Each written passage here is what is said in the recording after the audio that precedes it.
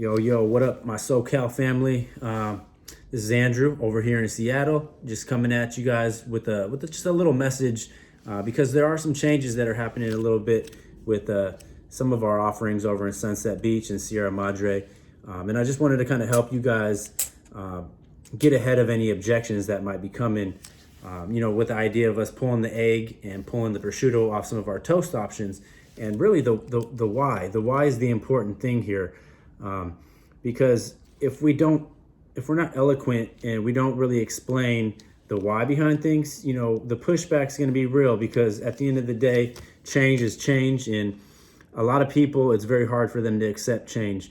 But with FitBar growing, the brand growing, it's absolutely crucial to have clarity with our mission. And, our goal is never to judge, never to push agendas on anybody, but we do have to stand for something. And we're calling ourselves the health conscious coffee shop, so that means we gotta be health conscious with the decisions that we make, the products that we put in the cafe. Every ingredient needs to serve a purpose, but the purpose needs to be a lot bigger than just it tastes good. It needs to serve us, it needs to serve our community, it needs to serve the planet at the end of the day. Our carbon footprint is important to us, and that's why we made changes, with being more eco-friendly with our compostable bowls, our straws, our spoons, continuing to push that.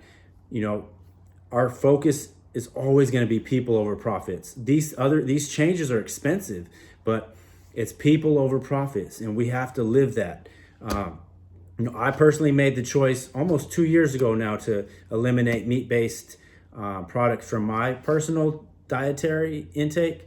And it's not because I don't love meat. Trust me, I've been eating that shit for about 38 years and I love it. But I'm making that sacrifice because I'm very conscious with, at the end of the day, the fact that literally 51% of our land is devoted for cattle and for the crops, for all that stuff to be produced. And it's just not a very efficient or sustainable way. At the end of the day, we're not going to be able to feed 10 billion people, but I digress. So let's get back to the message at hand.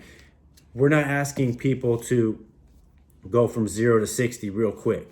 We're going to make it very simple, very sustainable, because if it's sustainable, a habit can be built upon that. And at the end of the day, that's what the goal is: helping people get 1% better. And the concept that we're trying to push is 1 meal a day. So if we can just all commit personally, so we got to do it first before we expect or we want to request anybody to do this.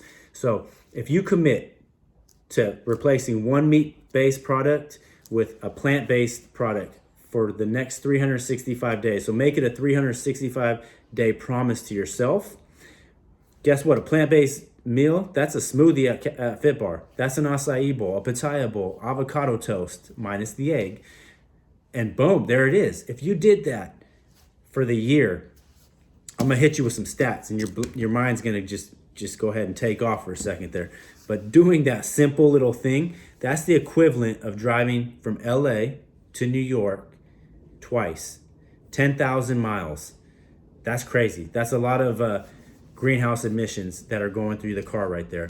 It's also the equivalent of roughly 1,500 pounds of greenhouse gases, the weight of 1.5 grand pianos. I don't know if you guys ever try to lift a piano, but the shit's pretty heavy.